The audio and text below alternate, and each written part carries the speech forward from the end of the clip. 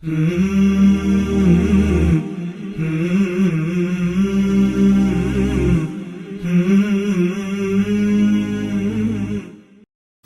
علیکم ورحمۃ اللہ وبرکاتہ۔ الحمد للہ رب العالمین والعاقبۃ للمتقین، الصلاة والسلام علی رسولہ الکریم وعلی آلہ وصحبہ اجمعین، اما بعد۔ معزز و مکرم ناظرین اکرام، آپ سب کا استقبال ہے ہمارے اس آن لائن کورس نماز نبوی صلی اللہ علیہ وسلم اور نمازیوں کی بعض غلطیاں۔ سب سے پہلے تو اللہ رب العالمین کا ہم شکر ادا کرتے ہیں کہ اللہ تعالیٰ نے ہمیں اور آپ کو ایک بہترین موضوع پر اکٹھا ہو کر اس کے دین کی کچھ باتیں کہنے اور سننے کی توفیق دی، اور ہم اللہ سے دعا کرتے ہیں کہ اللہ رب العالمین ہم سب کو ہماری نمازوں کی اصلاح کی توفیق عطا فرمائے، آمین۔ ناظرین، آج ہمارا پہلا ایپیسوڈ ہے، اور انشاءاللہ آج کے اس پہلے ایپیسوڈ میں ہم نماز کی مشروعیت، اس کی اہمیت و فضیلت، ایسے ہی اس کی فرضیت اور نماز کے اوقات کیا ہے، کن اوقات میں نماز پڑھنی چاہیے، کن اوقات میں شریعت نے نماز پڑھنے سے ہمیں منع کیا ہے، اس پر آپ کے سامنے کچھ بنیادی باتیں رکھیں گے۔ اللہ سے دعا ہے کہ اللہ رب العالمین ہمیں حق کہنے اور ہم سب کو حق سن کر عمل کرنے کی توفیق عطا فرمائے، آمین۔ ناظرین، سب سے پہلے ایک بات ہم جان لیں کہ نماز کے لیے عربی زبان میں لفظ صلاۃ کا استعمال ہوتا ہے، صاد، لام الف اور گول تا، صلاۃ، جس کے معنی ہے دعا، نماز، تسبیح اور رحمت کے، اور بھی دوسرے معنی جو ہیں علماء نے جو لغت کے ماہر ہیں انہوں نے بتلائے ہیں۔ یہ باب تفعیل سے ہے، صلی یصلی کا مصدر کیا ہے؟ صلاۃ۔ ایسے ہی ایک لفظ استعمال ہوتا ہے مصلی، جسے ہم جائے نماز کہتے ہیں، اور صلاۃ کی جو جمع آتی ہے وہ صلوات ہے، صلاۃ کی جو جمع ہے وہ صلوات ہے۔ تو یاد رکھیں، لفظ صلاۃ کا معنی ہے دعا، نماز، تسبیح اور اللہ کی رحمت وغیرہ کے معنی میں مستعمل ہے۔ اگر شرعی یا اصطلاحی اعتبار سے صلاۃ کا معنی دیکھا جائے تو نماز ایسی معروف عبادت کا نام ہے، یا صلاۃ ایسی معروف عبادت کا نام ہے جس میں رکوع اور سجود ہوتے ہیں، اور جس کی ابتدا اللہ اکبر تکبیر سے ہوتی ہے، اور اس کی انتہا سلام کے ساتھ ہوتی ہے۔ اس تعریف کو اگر دیکھنا ہو تو ہم انیس الفقہا کتاب جو ہے اور ایسے ہی القاموس المحیط وغیرہ میں دیکھ سکتے ہیں۔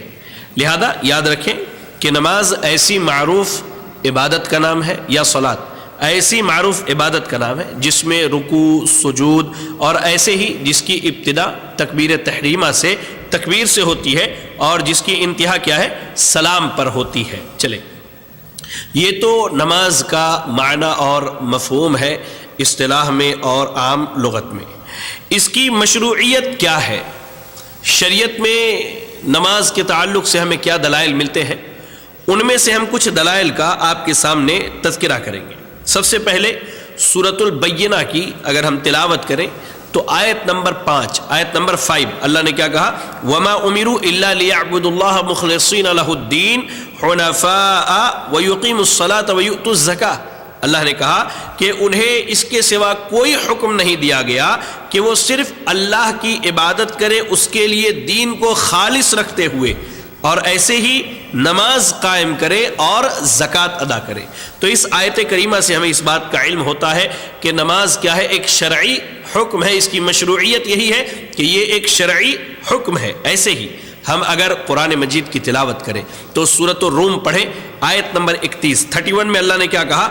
وَأَقِيمُوا الصَّلَاةَ وَلَا تَكُونُوا مِنَ الْمُشْرِكِينَ، کہ نماز قائم کرو اور مشرکوں میں سے نہ ہو جاؤ۔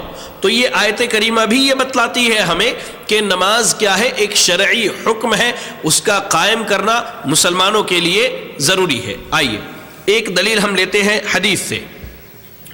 راوی حدیث عبداللہ ابن عمر رضی اللہ تعالی عنہما ہے، کہتے اللہ کے رسول صلی اللہ علیہ وسلم نے ارشاد فرمایا، بنی الاسلام علی خمس، شہادت اللہ الہ الا اللہ وان محمدا عبدہ ورسولہ، اقام الصلاۃ وایتاء الزکاۃ والحج وصوم رمضان۔ اس حدیث کو اگر دیکھنا ہو تو ہم صحیح بخاری، صحیح مسلم، جامع ترمذی اور سنن نسائی، مسند امام احمد، مسند حمیدی اور صحیح ابن خزیمہ، مسند ابو یعلا، مسند ابن حبان وغیرہ کتابیں ہم دیکھ سکتے ہیں۔ اللہ کے نبی صلی اللہ علیہ وسلم نے فرمایا کہ اسلام کی بنیاد 5 چیزوں پر رکھی گئی۔ پہلی چیز کیا ہے؟ اس بات کی گواہی دینا کہ اللہ کے علاوہ کوئی معبود برحق نہیں اور محمد رسول اللہ صلی اللہ علیہ وسلم اللہ کے بندے اور اس کے رسول ہیں۔ دوسری چیز گواہی ہم نے دے دی، اب ہمارے اوپر فرض کیا ہے؟ نماز کا قائم کرنا۔ تیسری چیز کیا ہے؟ کہ زکوٰۃ ادا کرنا۔ چوتھی چیز کیا ہے؟ رمضان کے روزے رکھنا۔ اور پانچویں چیز طاقت ہونے پر، استطاعت ہونے پر بیت اللہ کا حج کرنا۔ تو یہ حدیث بھی ہمیں یہ بتلاتی ہے کہ شریعت کے ارکان میں سے، اسلام کے جو ارکان خمسہ ہے، اسلام کے جو 5 ارکان ہیں، ان میں ایک رکن کیا ہے؟ نماز کا قائم کرنا۔ آئیے ایسے ہی وہ حدیث قریب میں سمجھتا ہوں سبھی جانتے ہیں، ہمارے مرد بھائی بھی اور ہماری خواتین، ہماری بہنیں بھی، کہ انس بن مالک رضی اللہ تعالی عنہ اس حدیث کے راوی ہیں کہ اللہ کے نبی صلی اللہ علیہ وسلم جب معراج پر گئے تو آپ پر 50 نمازیں فرض کی گئی، 50 نمازیں، پھر وہ تخفیف ہوتے ہوتے 5 تک پہنچی، اور اس کے بعد جب اللہ کے نبی صلی اللہ علیہ وسلم آنے لگے تو اللہ کی طرف سے یہ اعلان کر دیا گیا، یا محمد انہ لا یبدل القول لدی وان لک بہذہ الخمس 50۔ اے محمد صلی اللہ علیہ وسلم، آپ پر جو 50 نمازیں فرض کی گئی تھی، اللہ نے تخفیف کر کے انہیں 5 کر دیا۔ اب یہ 5 50 کے برابر ہے، اب اس سے زیادہ کمی نہیں کی جائے گی۔ یہ حدیث جو ہے جامع ترمذی کی، ایسے ہی سنن نسائی اور مسند امام احمد کی ہے، اور حدیث سند کے اعتبار سے صحیح ہے۔ لہذا یہ 5 وقت کی نمازیں مشروع کی گئی ہیں ہمارے لیے۔ 5 وقت کی نمازوں کا حکم اللہ اور اس کے رسول نے ہمیں دیا ہے۔ چلیے اب ایک مسئلہ ہے کہ نماز کی اہمیت و فرضیت۔ اس مسئلے کے بیان کرنے کا بنیادی مقصد یہ ہے کہ آج ہماری اکثریت جو ہے وہ بے نمازی ہے۔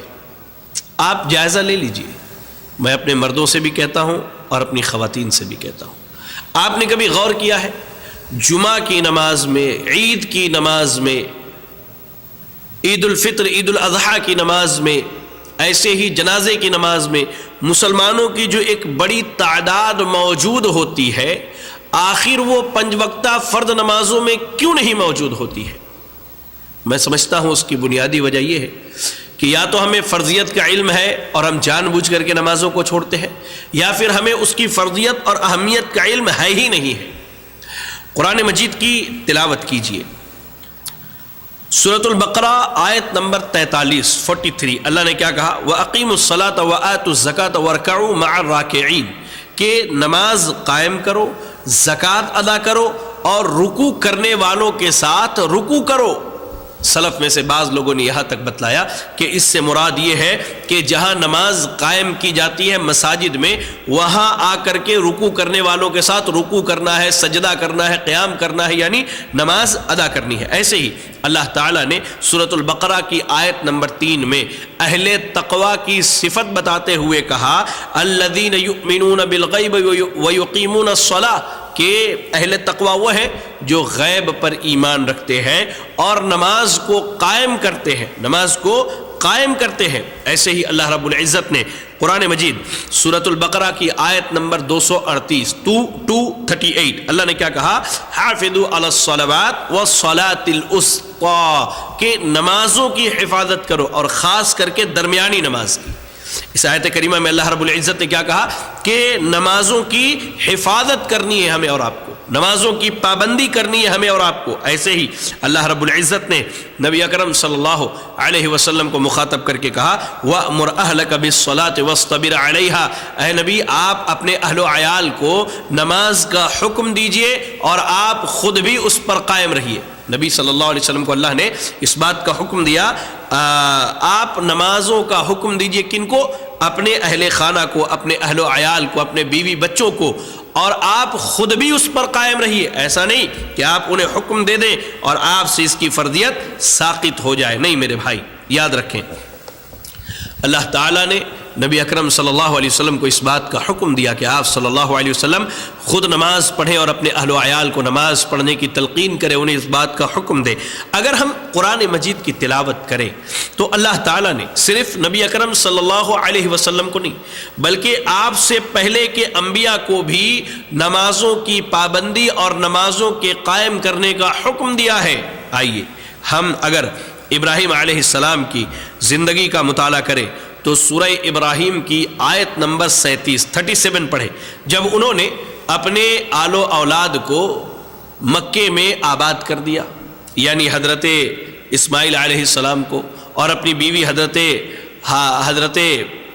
ہاجر علیہ السلام کو، جب یہ وہاں آباد ہو گئے تو انہوں نے اللہ تعالیٰ سے کیا دعا کی؟ ربنا لیقیموا الصلاۃ، اللہ میں انہیں یہاں تیرے حکم سے اس لیے آباد کر رہا ہوں کہ یہ تیرے لیے نماز قائم کرے، تیرے لیے نماز ادا کرے۔ اللہ اکبر، دیکھیے اللہ نے ابراہیم علیہ السلام کے تعلق سے وہ اپنی اولاد کے لیے دعا کرتے ہیں ربنا لیقیموا الصلاۃ، اللہ تاکہ یہ نماز قائم کرے۔ ایسے ہی اگر ہم اسماعیل علیہ السلام کے متعلق پڑھیں تو سورہ مریم کی آیت نمبر 55 میں اللہ نے کہا وَكَانَ يَأْمُرُ أَهْلَهُ بِالصَّلَاةِ وَالزَّكَاةِ وَكَانَ عِنْدَ رَبِّهِ مَرْضِيًّا، کہ وہ اپنے گھر والوں کو برابر نماز کا حکم دیتے تھے اور اپنے رب کی بارگاہ میں پسندیدہ اور مقبول تھے۔ اللہ اکبر، دیکھیے اسماعیل علیہ السلام کا تذکرہ ہو رہا ہے، لیکن اللہ نے کس بات کا تذکرہ کیا کہ اسماعیل علیہ السلام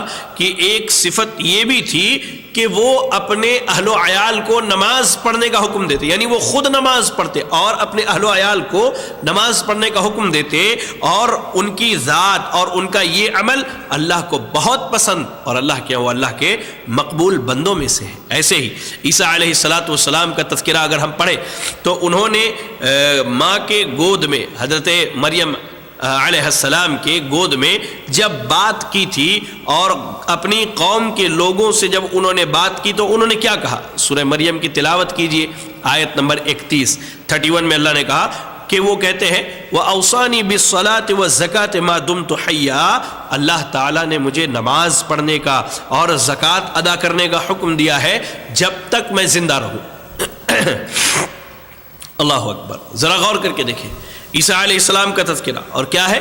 وَأَوْصَانِي بِالصَّلَاةِ وَالزَّكَاةِ مَا دُمْتُ حَيًّا، جب تک میں زندہ رہوں مجھے نماز پڑھنے اور زکوٰۃ ادا کرنے کا حکم دیا ہے۔ ایسے ہی حضرت لقمان علیہ السلام اپنے بیٹے کو نصیحت کرتے ہیں، سورہ لقمان کی تلاوت کیجئے، آیت نمبر 17 میں اللہ نے کیا کہا؟ وہ کہتے ہیں یا بنی اقم الصلاۃ، یا بنی اقم الصلاۃ وامر بالمعروف، اے میرے بیٹے تم نماز قائم رکھنا اور اچھے کاموں کی نصیحت کرنا۔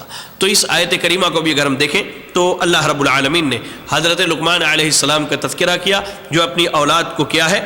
اپنے بیٹے کو نماز قائم کرنے کی نصیحت کرتے ہیں۔ اب آئیے اسلام کی تشریح میں وہ روایت جسے ہم اور آپ حدیث جبریل کے نام سے جانتے ہیں کہ جب جبریل علیہ السلام نے انسانی شکل اختیار کر کے نبی اکرم صلی اللہ علیہ وسلم کے پاس آئے اور آنے کے بعد یہ سوال کیا کہ اسلام کیا ہے، مجھے اسلام کی نصیحت، اسلام کی تشریح کیجیے اور اسلام کے بارے میں بتلائیے، تو اللہ کے نبی صلی اللہ علیہ وسلم نے کہا ان تشہد ان لا الہ الا اللہ وان محمدا رسول اللہ وتقیم الصلاۃ وتؤتی الزکاۃ وتصوم رمضان وتحج البیت، اسلام یہ ہے کہ تم اس بات کی شہادت دو، گواہی دو کہ اللہ کے علاوہ کوئی معبود برحق نہیں اور محمد صلی اللہ علیہ وسلم اللہ کے بندے اور اس کے رسول ہیں، تقیم الصلاۃ نماز قائم کرو، زکوٰۃ ادا کرو، رمضان کے روزے رکھو اور بیت اللہ کا حج کرو۔ یہ حدیث کتاب صحیح بخاری اور صحیح مسلم کی روایت ہے جو کہ بڑی مشہور ہے، جس کے راوی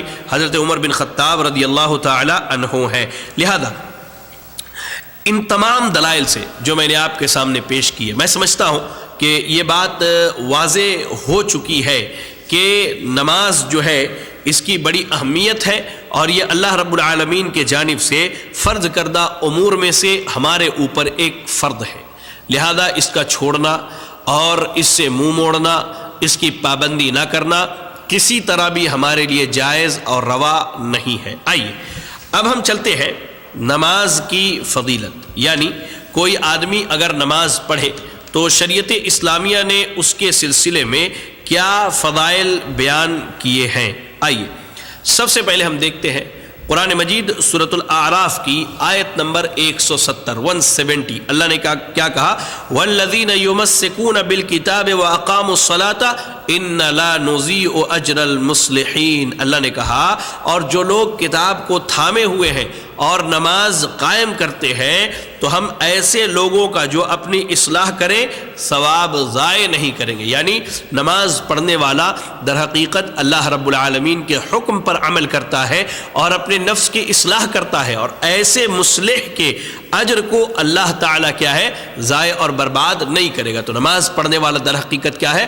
مصلح ہے، اصلاح کرنے والا ہے، اور اس کا اجر اللہ کے ہاں باقی رہنے والا ہے، ضائع اور برباد ہونے والا نہیں ہے۔ ایسے ہی نمازی کی ایک اور فضیلت اور نماز پڑھنے والے کی ایک اور فضیلت، اگر ہم سورۃ البقرہ کی تلاوت کریں تو آیت نمبر 45 میں اللہ نے کیا کہا، وَاسْتَعِينُوا بِالصَّبْرِ وَالصَّلَاةِ وَإِنَّهَا لَكَبِيرَةٌ إِلَّا عَلَى الْخَاشِعِينَ، اور صبر اور نماز کے ساتھ مدد طلب کرو، یہ چیز شاق ہے مگر ڈرنے والوں پر نہیں۔ یعنی صبر کرنا اور نماز پڑھنا یہ عام لوگوں پر بڑا مشکل ہے، لیکن جو اللہ سے ڈرنے والے ہیں، جو اللہ کا خوف کرنے والے ہیں، جو اللہ کے نیک اور صالح بندے ہیں، ان کے لیے اس میں کسی ڈر اور خوف کی بات نہیں ہے۔ اللہ اکبر۔ لہذا یاد رکھیں کہ نماز پڑھنے والا در حقیقت کیا ہے اللہ رب العالمین سے ڈرنے والا ہے، اللہ تعالیٰ سے کیا ہے ڈرنے والا ہے۔ آئیے نماز کی فضیلت اور نمازیوں کی فضیلت پر کیا ہے، میں آپ کو ایک حدیث سناؤں جو کہ صحیح مسلم کی روایت ہے۔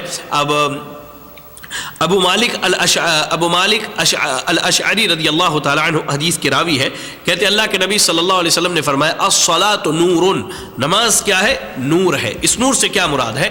نماز کہہ لیجئے کہ انسان کے قبر کی تاریکی کو روشن کرنے والا ہے، اور ایسے ہی قیامت کے دن جب بندہ پریشان حال ہوگا پل صراط عبور کرنے کے لیے، پار کرنے کے لیے، تو اسے ایک روشنی کی ضرورت ہوگی، جو روشنی نماز کے پابندی کے ذریعہ اسے عطا کی جائے گی۔ الصلاۃ نور، نماز کیا ہے نور ہے، یہ نماز کی فضیلت ہے۔ ایسے ہی ابو ہریرہ رضی اللہ تعالی عنہ حدیث کے راوی ہے اور صحیح مسلم اور جامع ترمذی کی روایت ہے، کہتے اللہ کے نبی صلی اللہ علیہ وسلم نے فرمایا، الصلوات الخمس والجمعۃ الی الجمعۃ کفارۃ لما بینہما، کہ 5 وقت کی نمازیں اور ایسے ہی ایک جمعہ سے دوسرا جمعہ یہ گناہوں کا کفارہ ہے اگر کبیرہ گناہوں سے بچا جائے۔ مثال کے طور پر آپ نے فجر کی نماز پڑھی، اب ظہر کے نماز تک آپ سے جو بھی چھوٹے صغیرہ گناہ صادر ہوتے ہیں جن کا آپ کو علم ہے یا جن کا آپ کو علم نہیں ہے، تو آپ کی فجر کے بعد ظہر ادا کرنے کی وجہ سے فجر اور ظہر کے درمیان کے سارے چھوٹے گناہ کیا ہے معاف ہو جاتے ہیں۔ ایسے ہی آپ نے ایک جمعہ پڑھی، اس کے بعد آنے والے جمعہ کے درمیان تک جتنی آپ صغیرہ گناہ کرتے ہیں، اللہ تعالیٰ ان دونوں جمعوں کی پابندی کی وجہ سے آپ کے ان تمام صغیرہ گناہوں کو معاف کر دیتا ہے۔ اللہ اکبر، اللہ اکبر۔ ذرا غور کر کے دیکھیں، ایسے ہی نمازی جو ہے قیامت کے دن جب اس کا حشر ہوگا تو نمازی کا حشر اور نماز پڑھنے والے کا حشر کیا ہے شہیدوں کے ساتھ ہوگا، شہداء کے ساتھ۔ حضرت عمر بن مرہ جونی رضی اللہ تعالی عنہ سے روایت ہے، کہتے ہیں کہ ایک آدمی اللہ کے نبی صلی اللہ علیہ وسلم کے پاس آیا اور اس نے عرض کیا، اے اللہ کے رسول صلی اللہ علیہ وسلم، مجھے بتلائیے اگر میں اس بات کی گواہی دوں کہ اللہ کے علاوہ کوئی معبود برحق نہیں اور آپ اللہ کے رسول ہیں، اور 5 نمازیں پڑھوں، زکوٰۃ ادا کروں، رمضان کے روزے رکھوں اور اس کا قیام کروں تو میں کن لوگوں میں سے ہوں گا؟ آپ صلی اللہ علیہ وسلم نے فرمایا من الصدیقین والشہداء، سچے صدیقوں میں سے ہوں گے اور شہیدوں میں سے ہوں گے۔ یہ روایت جو ہے صحیح ابن حبان کی ہے اور ایسے ہی صحیح ابن خزیمہ کی ہے، اور امام بزار نے کشف الاستار میں اس کو ذکر کیا، اور ایسے ہی الترغیب والترہیب کی بھی روایت ہے، اور حدیث کیا ہے؟ صحیح سند سے آئی ہے۔ تو یاد رکھیں، نماز پڑھنے والا قیامت کے دن کیا ہے؟ صدیقین میں سے ہوگا، صدیقوں کے صف میں کھڑا ہوگا، اور ایسے ہی شہیدوں کے صف میں کھڑا ہوگا۔ اللہ اکبر۔ اور نماز کی فضیلت پر آئیے میں آپ کو بتلاؤں کہ اللہ کے رسول صلی اللہ علیہ وسلم نے نماز کو اپنے آنکھ کی ٹھنڈک قرار دی ہے، اپنے آنکھوں کی ٹھنڈک قرار دی ہے۔ دیکھیے حضرت انس بن مالک رضی اللہ تعالی عنہ حدیث کے راوی ہے، اور سنن نسائی کی روایت ہے، حدیث کیا ہے؟ صحیح سند سے آئی ہے۔ کہتے اللہ کے نبی صلی اللہ علیہ وسلم نے فرمایا حبب الی من الدنیا النساء والطیب وجعل قرۃ عینی فی الصلاۃ، کہ دنیا سے مجھے عورتوں اور خوشبو کی محبت عطا کی گئی ہے اور میری آنکھوں کی ٹھنڈک نماز میں رکھی گئی ہے۔ اللہ اکبر۔ اللہ کے نبی صلی اللہ علیہ وسلم بسا اوقات حضرت بلال رضی اللہ تعالی عنہ کو یہ حکم دیا کرتے تھے کہ ارحنا بہا یا بلال، اے بلال اذان دیجئے تاکہ ہم نماز پڑھیں اور ہمارے من کو، ہماری طبیعت کو، ہمارے دل کو کیا ہے؟ اطمینان و سکون میسر ہو۔ یاد رکھیں میرے بھائی اور میری بہنیں، نماز کیا ہے؟ اللہ کے نبی صلی اللہ علیہ وسلم کی آنکھوں کی ٹھنڈک ہے۔ نماز میں سستی کرنا در حقیقت یہ منافقین کی علامت اور ان کی پہچان ہے۔ یاد رکھیں آپ اس چیز کو کہ کوئی بھی شخص اگر وہ نمازوں میں سستی کرتا ہے تو یاد رکھیں وہ اس کے اندر نفاق کی علامت پائی جاتی ہے۔ ہم سب کو چاہیے کہ اگر ہمارے اندر یہ کمی ہے تو اپنے نفس کی اصلاح کریں، اپنے نفس کی پرواہ اور فکر کریں۔ دلیل کیا ہے؟ قرآن مجید پڑھیے، سورۃ النساء آیت نمبر 142 142۔ اللہ نے کہا ان المنافقین یخادعون اللہ وهو خادعهم واذا قاموا الى الصلاة قاموا کسالى، بے شک منافقین اللہ کے ساتھ چال بازیاں کر رہے ہیں اور انہیں اللہ تعالی ان کی چال بازی کا بدلہ دینے والا ہے، اور جب وہ نماز کو کھڑے ہوتے ہیں تو بڑی کاہلی کے ساتھ کھڑے ہوتے ہیں، بڑی سستی کے ساتھ کھڑے ہوتے ہیں، من نہیں ہوتا، طبیعت نہیں ہوتی، ارادہ نہیں ہوتا، لیکن اس کے باوجود کیا کریں؟ مسلمان کہیں ہمیں کافر نہ سمجھنے لگے، منافق نہ سمجھنے لگے، اس ڈر سے وہ نمازوں کو آتے ہیں۔ سورۃ التوبہ کی آیت نمبر 54 میں تو اللہ نے یہاں تک کہا وَلَا يَأْتُونَ الصَّلَاةَ إِلَّا وَهُمْ كُسَالَىٰ، منافق لوگ بڑی کاہلی سے ہی نماز کو آتے ہیں، بڑی سستی سے آتے ہیں۔ مجبور ہے، کلمہ پڑھا ہے بھائی، کسی طرح تو بتلانا پڑے گا، ایمان کا ثبوت دینا ہوگا، تو آتے تھے نمازوں کے لیے۔ اور اللہ کے نبی صلی اللہ علیہ وسلم کی بڑی مشہور حدیث ہے، صحیح بخاری اور صحیح مسلم کی روایت ہے، راوی حدیث ابو ہریرہ رضی اللہ تعالیٰ عنہ، اللہ کے نبی صلی اللہ علیہ وسلم نے فرمایا کہ منافق پر فجر اور عشاء کی نماز سب سے بھاری ہے۔ منافق پر فجر اور عشاء کی نماز کیا ہے؟ یہ سب سے بھاری نمازیں ہیں۔ اللہ اکبر۔ لہذا ہمیں چاہیے کہ ہم نمازوں کی پابندی کریں، اور اگر ہمارے یہاں سستی ہے تو میں اپنی بہنوں سے کہوں گا، اپنے بھائیوں سے کہوں گا، اس سستی کو دور کیجیے۔ آئیے، نماز کی فضیلت تو ہم نے سن لی، ایک مسئلہ بڑا اہم ہے جس کا جاننا ہم سب کے لیے انتہائی ضروری ہے۔ کیا جان بوجھ کر نماز چھوڑ دینے والا کافر ہے؟ یہ سوال عموماً ہمارے معاشرے میں، ہمارے نوجوان بھائیوں میں، ہماری بہنوں میں گردش کرتا رہتا ہے۔ آئیے اس سلسلے میں آپ کو کچھ رہنمائی کروں۔ نماز اسلام میں بلا تردد بہت عظیم درجے کا حامل ہے، اور دین اسلام کے ارکان اور ستونوں میں سے ایک ستون ہے، ایک رکن ہے۔ یہی وجہ ہے کہ بیشتر احادیث میں نبی صلی اللہ علیہ وسلم سے ہمیں نماز کی بڑی فضیلت ملتی ہے، اور نماز کی اسی فضیلت اور اہمیت کے باعث میں سمجھتا ہوں اللہ تعالیٰ نے کم و بیش 80 مرتبہ اس کا قرآن کے اندر تذکرہ کیا ہے، اور یہی وجہ ہے کہ وجوب نماز کا انکار کرتے ہوئے اسے چھوڑنے والا بالاتفاق کافر ہے۔ جو آدمی اس بات کا قائل ہو، جو یہ کہے کہ نہیں ہمارے اوپر نماز فرض نہیں ہے، نماز کے وجوب کا انکار کرتے ہوئے، یہ جملہ یاد رکھیں آپ، نماز کے وجوب کا انکار کرتے ہوئے اسے چھوڑ دینے والا بالاتفاق کافر ہے، جبکہ اس کے وجوب کا اعتقاد تو ہے کہ ہاں بھائی نماز ہمارے اوپر واجب ہے، فرض ہے، لیکن کاہلی کی وجہ سے وہ چھوڑ دیتا ہے، تو شرعی حکم میں فقہا کے ہاں اختلاف ہے اس کے تعلق سے، لیکن راجح قول اور راجح موقف یہی ہے کہ صرف جان بوجھ کر دائمی طور پر نماز چھوڑ دینے والا ہی کافر ہے، اور اس کے حسب جیل میں آپ کو اللہ رحم فرمائے ہم سب پر، کہ میں کہہ رہا تھا کہ راجح موقف علماء کا یہی ہے کہ صرف جان بوجھ کر دائمی طور پر نماز چھوڑ دینے والا کافر ہے، نماز کی فرضیت کا علم ہے، اس کے باوجود جان بوجھ کر کے وہ نمازیں نہیں پڑھتا تو وہ شخص کیا ہے؟ کافر ہے۔ اس کے دلائل کیا ہے؟ آئیے میں آپ کو بتلاؤں۔ سب سے پہلی دلیل سورۃ التوبہ کی آیت نمبر 11، آیت نمبر 11، اللہ نے کیا کہا؟ فَإِن تَابُوا وَأَقَامُوا الصَّلَاةَ وَآتُوا الزَّكَاةَ فَإِخْوَانُكُمْ فِي الدِّينِ، اگر یہ لوگ توبہ کر لیں اور نماز قائم کر لیں اور زکوٰۃ ادا کرنے لگے تو وہ تمہارے دینی بھائی ہیں۔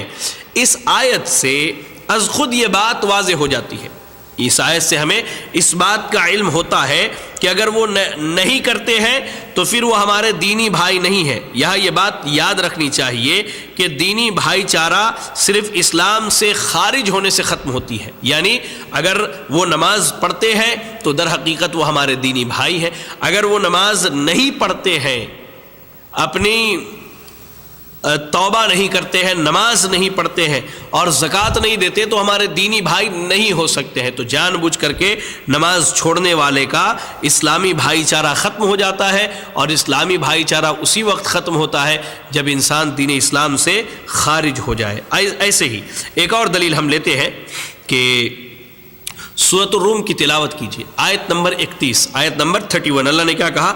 اقیموا الصلاۃ ولا تکونوا من المشرکین، نماز قائم کرو اور مشرکوں میں سے نہ ہو جاؤ۔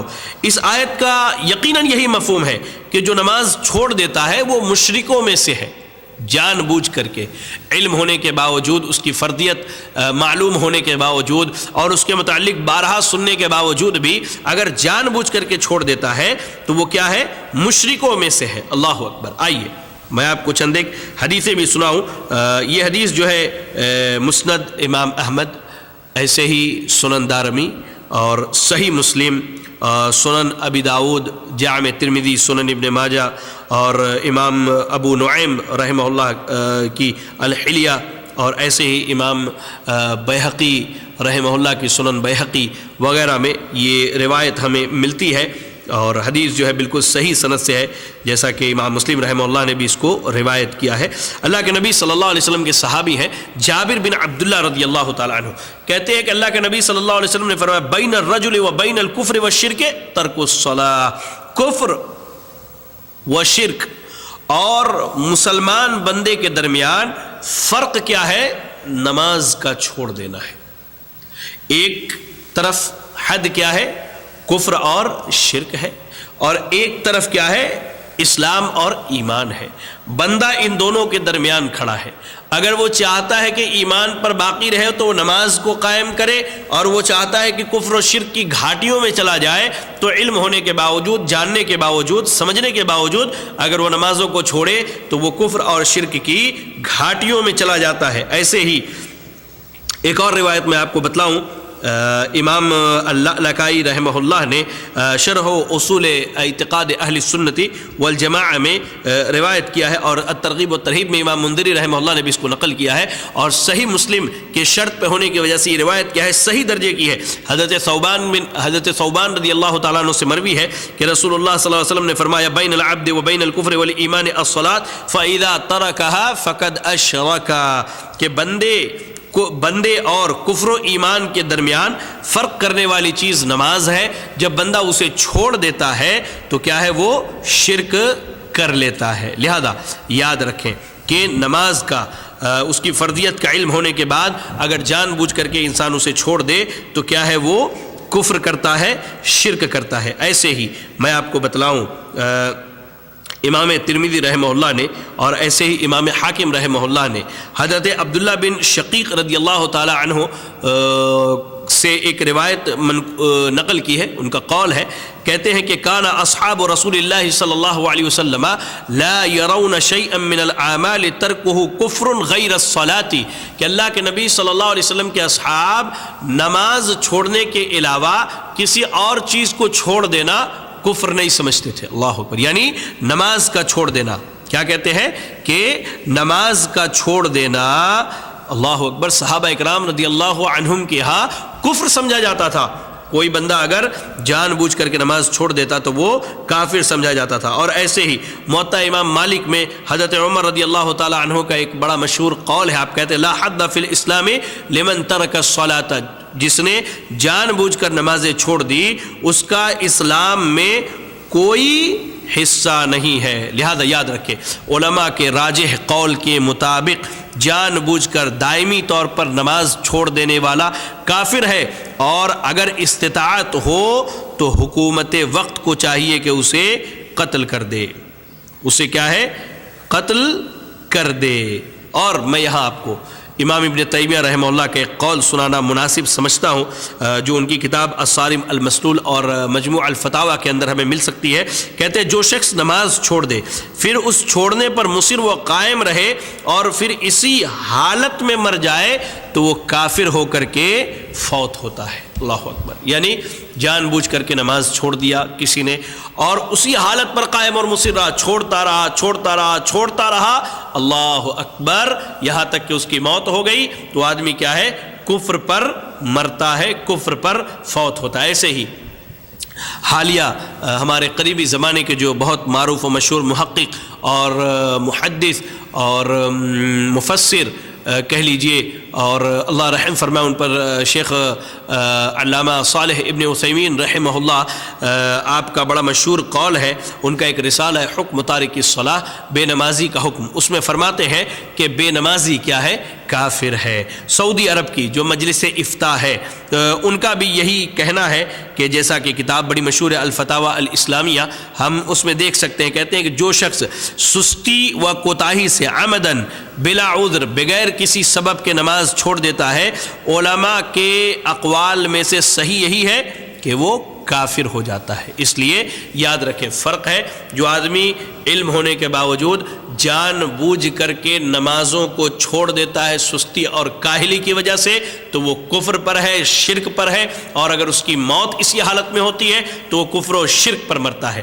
ہاں، ایک آدمی ہے کبھی مجبوری کی وجہ سے کوئی نماز چھوٹ گئی یا کسی عذر کی وجہ سے کوئی نماز چھوٹ گئی، اس نے بعد میں اسے پڑھ لیا، اس کا مسئلہ الگ ہے میرے بھائیوں۔ بہرحال اللہ تعالی ہم سب کو نمازوں کی پابندی کی توفیق عطا فرمائے۔ یہاں ایک مسئلہ میں آپ کو بتا دینا چاہتا ہوں، بچے جو ہمارے ہوتے ہیں تو بچوں کو نماز کا حکم جو ہے وہ تربیت کے لیے دیا جاتا ہے، ان کے اوپر واجب نہیں ہے۔ جیسے وہ حدیث ہم پڑھتے ہیں نا، عمرو بن شعیب عن ابی عن جدہ، وہ جو بڑی مشہور روایت ہے جسے امام ابو داؤد رحمہ اللہ نے، امام احمد رحمہ اللہ نے نقل کیا اور حدیث حسن درجے کی ہے، کہ اللہ کے نبی صلی اللہ علیہ وسلم نے فرمایا مروا صبیانکم بالصلاۃ لسبع سنین، اپنے بچوں کو نماز کا حکم دو جب وہ 7 سال کے ہوں، اور جب وہ 10 سال کے ہو جائیں تو ان نماز چھوڑنے پر مارو۔ اللہ اکبر، انہیں مارنے کا حکم دیا گیا ہے۔ ایسے ہی ایک دوسری روایت جو ہے امام ابن ماجہ رحمہ اللہ نے اس کو نقل کیا ہے، اور امام نسائی رحمہ اللہ نے، اور ایسے ہی امام دارمی نے اپنی کتابوں میں، اور الواء الغلیل میں علامہ البانی رحمہ اللہ نے اس کی سند کو صحیح قرار دیا ہے۔ ام المومنین عائشہ صدیقہ رضی اللہ تعالی عنہا فرماتی ہے 3 آدمیوں سے گناہ لکھنے کا قلم اٹھا لیا گیا، یعنی 3 آدمی اگر گناہ کریں، غلطی کریں تو ان کی گناہ اور غلطیاں نہیں لکھی جاتی ہے، سونے والے سے اس کے بیدار ہونے تک، جب تک آدمی بیدار نہ ہو جائے تب تک کیا ہے، اگر اس سے کوئی نیند کی حالت میں غلطی ہو جائے تو اس پر کوئی گناہ نہیں، بچے سے جب تک وہ بالغ نہ ہو جائے، اور پاگل سے جب تک وہ سمجھدار نہ ہو جائے۔ تو اس حدیث کے بتانے کا مقصد یہی ہے جو میں نے بات آپ کے سامنے کہی، بچوں کو جو نماز پڑھنے کا حکم دینا ہے، ان کی بلوغت تک ان پر نماز فرض نہیں ہوتا ہے، وہ بچوں کو تربیت دینے کے لیے، ادب سکھلانے کے لیے، اللہ کے دین سے جوڑنے کے لیے، اللہ کی عبادت نماز سے جوڑنے کے لیے لیے ہے، ان کے اوپر واجب نہیں ہے۔ تو یہ کچھ باتیں تھی جو میں نے آپ کے سامنے رکھی نماز کی مشروعیت، اس کی فرضیت، اس کی اہمیت اور اس کی فضیلت پر۔ اب آئیے میں آپ کے سامنے جو ہے نماز کی اوقات کا تذکرہ کرنا چاہتا ہوں کہ نماز جو ہمارے اوپر فرض ہے ان کے اوقات کیا ہے، کن اوقات میں ہمیں نماز پڑھنی چاہیے۔ یاد رکھیں اسلام اوقات نماز کی حفاظت کا درس دیتا ہے۔ شریعت اسلامیہ نے ہمیں اس بات کا حکم دیا ہے کہ ہم اپنی نمازوں کے اوقات کی حفاظت کریں، یعنی جس وقت جو نماز فرض کی گئی ہے بلا کسی عذر کے اسے ضائع نہ کریں، اسی وقت ادا کریں۔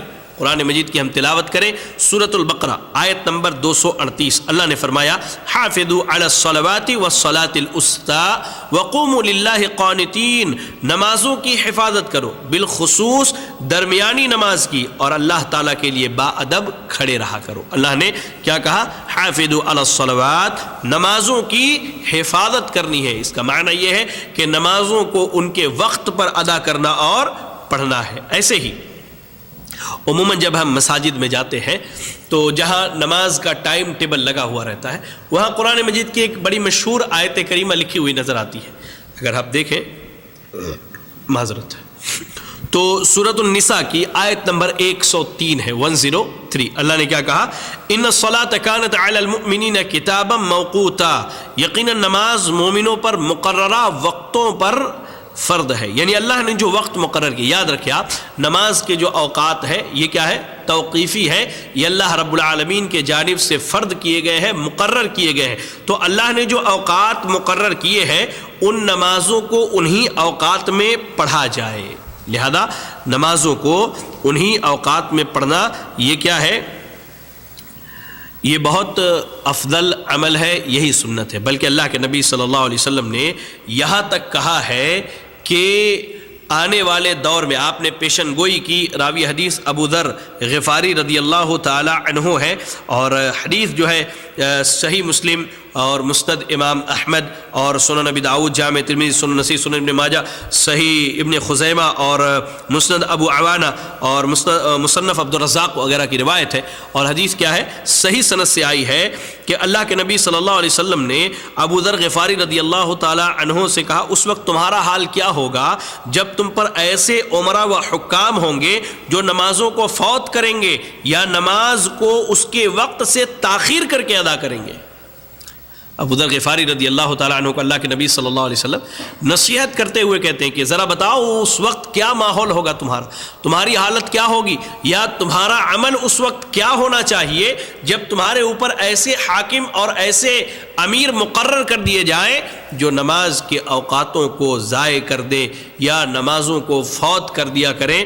تو انہوں نے کہا کہ اے اللہ کے رسول صلی اللہ علیہ وسلم آپ ہمیں ایسے معاملات میں کیا کرنے کا حکم دیتے ہیں؟ تو آپ نے کہا صلی الصلاۃ لوقتہا، نماز کو اس کے وقت پر تم پڑھ لینا۔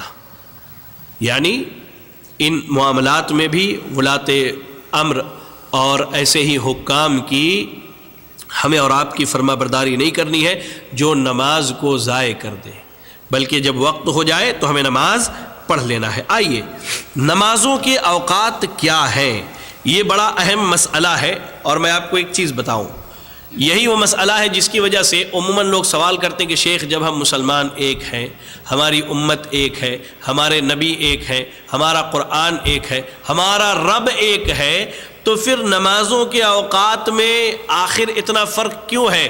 کہیں ظہر کی اذان 12 بجے ہو جاتی ہے تو کہیں 1 بجے ہوتی ہے ظہر کی اذان، کہیں عصر کی اذان 3:30 بجے ہو جاتی ہے تو کہیں 5 بجے ہوتی ہے عصر کی اذان، ایسا کیوں ہے؟ آئیے میں آپ کو بتلاؤں۔ نمازوں کے اوقات کو سیکھنے کے لیے میں آپ کے سامنے انشاءاللہ 2-3 حدیثیں بیان کروں گا، آپ خود نمازوں کے اوقات کو اپنے لیے مقرر کر سکتے ہیں۔ آئیے سب سے پہلی حدیث جو میں آپ کے سامنے بیان کرنے والا ہوں وہ صحیح مسلم، مسند امام احمد اور سنن ابی داؤد، سنن بیہقی، مسند ابو عوانہ کی روایت ہے۔ عبداللہ ابن عمرو رضی اللہ تعالیٰ عنہ حدیث کے راوی ہیں، کہتے ہیں نبی اکرم صلی اللہ علیہ وسلم نے فرمایا نماز ظہر کا وقت زوال آفتاب سے شروع ہوتا ہے اور نماز عصر کے وقت کے آغاز تک رہتا ہے، اور عصر کی نماز کا وقت اس وقت شروع ہوتا ہے جب آدمی کا سایہ اس کے قد کے برابر ہو جائے، اور نماز عصر کا آخری وقت سورج کی رنگت زرد ہو جانے تک رہتا ہے، اور نماز مغرب کا وقت غروب آفتاب سے شروع ہوتا ہے اور شفق کے غائب ہونے تک رہتا ہے، اور عشاء کی نماز کا وقت رات کے درمیانے نصف تک ہے، اور نماز فجر کا وقت صبح صادق کے آغاز سے شروع ہو کر طلوع شمس تک رہتا ہے۔ یہ پہلی حدیث ہے، آپ پہلے احادیث سن لیں، پھر میں آسان طریقے سے آپ کو انشاءاللہ نمازوں کے وقت کے متعلق بتا دیتا ہوں۔ دوسری حدیث وہ بڑی مشہور حدیث ہے جو قریب قریب ہم سب جانتے ہیں کہ جبریل علیہ السلام نے اللہ کے نبی صلی اللہ علیہ وسلم کی امامت کروائی تھی، اور اس حدیث کو کئی صحابہ نے روایت کیا ہے، جیسے عبداللہ ابن عباس رضی اللہ تعالیٰ عنہما، حضرت ابو ہریرہ، حضرت عبداللہ ابن عمر، حضرت انس، حضرت ابو مسعود، حضرت ابو سعید خدری رضی اللہ عنہم، اور ایسے ہی حضرت عمرو بن حزم رضی اللہ عنہ، ان تمام نے اس کو روایت کیا۔ یہی وجہ ہے کہ امام سیوطی رحمہ اللہ نے ان صحابہ سے روایت کی وجہ سے اس حدیث کو، یعنی جس میں جبریل علیہ السلام نے نماز کا طریقہ سکھلایا ہے، حدیث متواتر میں شمار کیا ہے، حدیث متواتر میں شمار کیا۔ وہ حدیث کیا ہے جبریل علیہ السلام کی؟ دیکھیے، عبداللہ ابن عباس رضی اللہ تعالی عنہما سے مروی ہے کہ رسول اللہ صلی اللہ علیہ وسلم نے فرمایا، بیت اللہ کے پاس حضرت جبریل نے 2 دن میری امامت کرائی، یعنی انہوں نے 2 دن نماز پڑھائی، یاد رکھیے گا۔ کہتے ہیں پہلے دن کی یہ بات ہے، انہوں نے مجھے ظہر کی نماز اس وقت پڑھائی جب سورج ڈھل گیا، اور عصر کی نماز اس وقت پڑھائی جب ہر چیز کا سایہ اس کے مثل ہو گیا، مغرب کی نماز اس وقت پڑھائی جب روزے دار افطار کرتا ہے، اور عشاء کی نماز سرخی غائب ہونے کے وقت پڑھائی، اور صبح کی نماز اس وقت پڑھائی جب روزے دار پر کھانا حرام ہو جاتا ہے۔ یہ پہلے دن کا ہے۔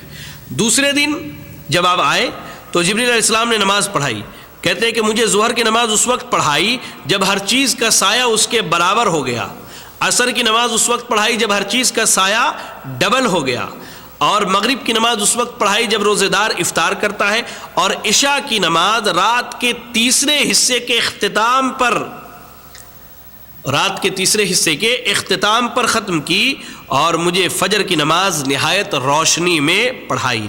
اس کے بعد جبریل علیہ السلام اللہ کے نبی صلی اللہ علیہ وسلم کی طرف متوجہ ہوئے اور کہا کہ اے محمد صلی اللہ علیہ وسلم، یہ آپ کے نماز کا وقت ہے اور آپ سے پہلے نبیوں کے نماز کا وقت ہے۔ آئیے، نماز ظہر کی ابتدا کب ہوتی ہے؟ جب سورج کیا ہے؟ ڈھل جائے۔ اس وقت سے لے کر کے جب ہر چیز کا سایہ اس کے برابر ہو جائے تب تک باقی رہتا ہے۔ ہر چیز کا سایہ برابر ہونے سے کیا مراد ہے؟ یہ مثال کے طور پہ یہ آپ قلم لیجئے، چھت پر جائیے، آپ سورج کی روشنی میں اس قلم کو ایسے رکھیے آپ، یا خود کھڑے ہو جائیے، دیکھیے آپ کا سایہ، آپ کی پرچھائی آپ کے برابر ہے کیا؟ اگر آپ کے برابر ہے تو کیا ہے؟ عصر کا وقت شروع ہو چکا ہے۔ اللہ تعالی رحم فرمائے، ہم سب کے استاذ محترم ہیں، جامع سلفیہ بنارس میں حدیث کی کتاب پڑھاتے ہیں، سنن نبی داؤد، شیخ مستقیم سلفی حفظہ اللہ ہمارے شیخ محترم کو اپنی حفظ و امان میں رکھے اور ان کی عمر دراز کرے، ہم سب کو ان کے علم سے فائدہ اٹھانے کی توفیق دے۔ بڑے شفقت سے شیخ نے یہ مسئلہ ہم سب کو سکھلایا تھا کہ آپ ایک لکڑی لیجئے یا خود کھڑے ہو جائیے یا ایک پین لیجئے اور چھت کے اوپر جائیے، سورج ڈھلنے کے بعد سے لے کر کے جب تک اس کا سایہ اس کے برابر نہ ہو جائے، جتنی بڑی یہ قلم ہے اس کا سایہ بھی اتنا ہی بڑا ہونا چاہیے، تب تک یہ عصر کا وقت ہے۔ جیسے سایہ اس کے مثل ہو گیا، اس کے برابر ہو گیا، اس وقت سے لے کر اس کا سایہ ڈبل ہونے تک، اس کا سایہ ڈبل ہونے تک کیا ہے؟ یہ عصر کا وقت باقی رہتا ہے، اس کے بعد عصر کا وقت کیا ہے؟ ختم ہو جاتا ہے۔ ایسے ہی جب سورج غروب ہو جائے اس وقت مغرب کا وقت شروع ہو جاتا ہے، اور وہ کب تک رہتا ہے؟ جب تک آسمان پر کیا ہے؟ لالی چھائی ہوئی رہتی ہے۔ آپ جب شفق نظر اٹھا کر دیکھیں گے تو آسمان پر لالی چھائی رہتی ہے، جیسے وہ لالی اور وہ سرخ پن غائب مغرب کا وقت ختم ہو گیا، اب کیا ہے؟ عشاء کا وقت شروع ہوا۔ عشاء کا وقت جو ہے وہ رات کے تیسرے حصے تک، اور بعض دلیلوں سے یہ رات کے آدھی رات تک جو ہے عشاء کا وقت کیا ہے؟ باقی رہتا ہے۔ اور نماز فجر جو ہے اس کی ابتدا کب ہوتی ہے؟ صبح کی دو قسمیں یاد رکھیے، صبح صادق اور صبح کاذب۔ صبح کاذب کیا ہے؟ اندھیرے والی صبح جس میں انسان ایک دوسرے کو نہ پہچان سکے، اور صبح صادق کیا ہے؟ یہ روشنی والی صبح۔ لہذا یاد رکھیں جو میں نے آپ کو بتلایا کہ ہر چیز سورج ڈھلنے سے لے کر ہر چیز کا سایہ اس کے برابر ہونے تک کیا ہے؟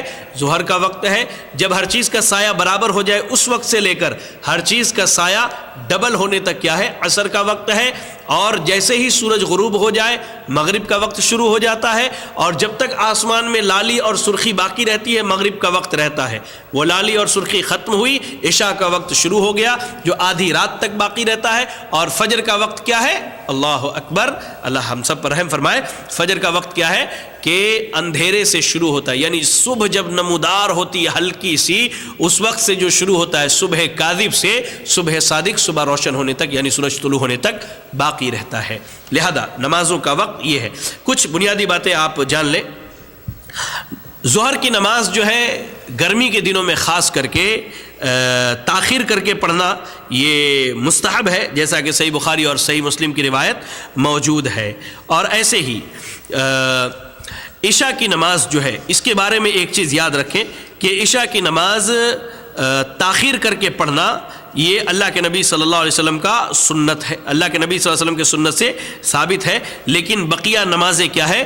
ان کو ان کے وقت پر پڑھی جائیں گی، کیونکہ نماز کو ان کے وقت پر پڑھنا کیا ہے؟ یہ افضل ہے۔ لہذا جتنی نمازیں ہیں وہ اول وقت میں پڑھی جائیں گی۔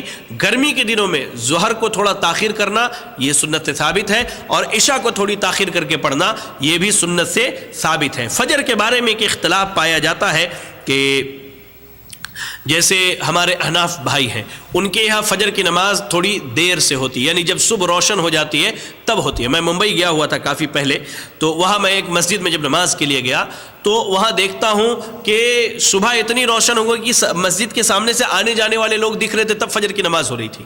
تو اس تعلق سے یاد رکھیں کہ دلائل دونوں طرف کے ملتے ہیں، یعنی اندھیرے میں نماز پڑھنا اور صبح روشن ہوتے وقت یا صبح جب روشن ہو جائے تب نماز پڑھنا۔ اس کی تطبیق علماء نے کیسے دی ہے؟ جیسے میں آپ کو بتا دوں، غلس جسے کہتے ہیں رات کی تاریکی میں نماز پڑھنا، ام المومنین عائشہ صدیقہ رضی اللہ تعالی عنہ اس حدیث کی راویہ ہے، موطا امام مالک، صحیح بخاری، صحیح مسلم، سنن ابی داؤد، سنن نسائی، جامع ترمذی، سنن ابن ماجہ وغیرہ کی روایت ہے کہ اللہ کے نبی صلی اللہ علیہ وسلم اندھیرے میں نماز پڑھاتے، اور جب نماز ختم ہو جاتی تو لوگ جب مسجد سے نکلتے تو ایک دوسرے کو پہچان نہیں پاتے تھے، یعنی اتنی تاریکی ہوتی تھی۔ اور ایک جو دوسری روایت ہمیں ملتی ہے وہ یہ ہے کہ اللہ کے نبی صلی اللہ علیہ وسلم نے فرمایا اسفروا بالفجر، کہ صبح جو ہے صبح کو روشن کر کے فجر پڑھو۔ یہ حدیث بھی صحیح سند سے آئی ہے۔ اب مسئلہ یہ ہے کہ اختلاف ہو گیا کہ بھائی تاریکی میں پڑھی جائے یا صبح میں پڑھی جائے، کیونکہ روایت کے الفاظ اسفروا و اصبحوا کا ہے۔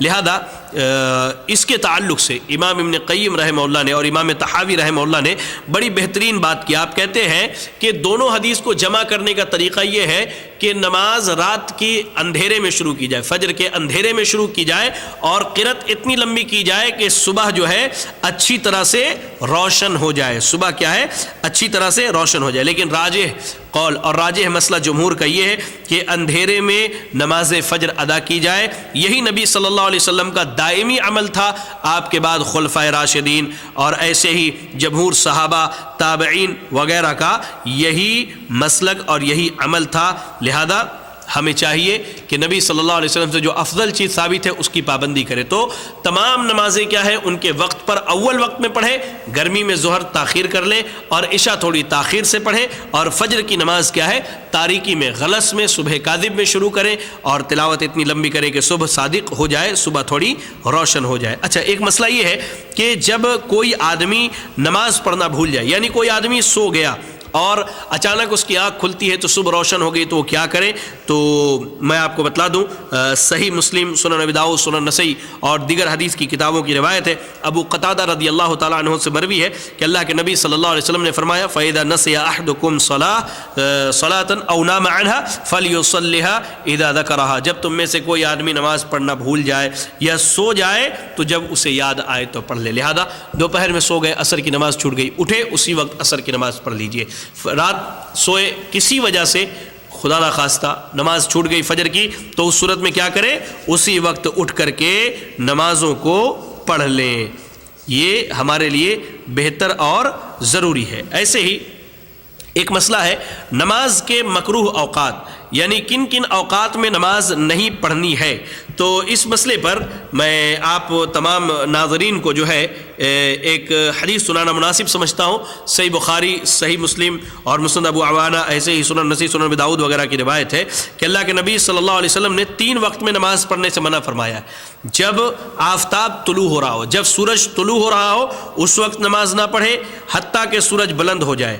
ایسے ہی جب سورج نصف آسمان پر ہو، یعنی ایک دم درمیان میں ہو، تب نماز نہ پڑھے یہاں تک کہ سورج ڈھل جائے، اور جس وقت سورج غروب ہونا شروع ہو جائے اس وقت نماز نہ پڑھے۔ یہ 3 وقت ہے، جب سورج طلوع ہو رہا ہو، اور ایسے ہی جب سورج بالکل درمیانے آسمان میں ہو یہاں تک کہ ڈھل جائے، اور ایسے ہی جب سورج غروب ہو رہا ہو۔ لیکن ایک مسئلہ یہاں یاد رکھیں، یہ عام نفل نمازوں کی ممانعت ہے۔ اگر کوئی سبب والی نماز ہے، مثال کے طور پر آپ کی عصر کی نماز چھوٹ گئی اور آپ اٹھتے ہیں اور دیکھتے ہیں کیا کہ سورج غروب ہونے والا ہے، تو آپ عصر کی نماز پڑھ لیں۔ ہاں، یہ جو ممانعت ہے یہ عام نفل اور عام نمازوں کی ممانعت ہے، لہذا یہ یاد رکھیں اس مسئلے کو۔ تو یہ کچھ باتیں تھی نماز کی مشروعیت، اہمیت، فرضیت، فضیلت اور اوقات نماز کے بیان پر۔ میں سمجھتا ہوں کہ میری باتیں آپ کو سمجھ میں آئی ہوں گی۔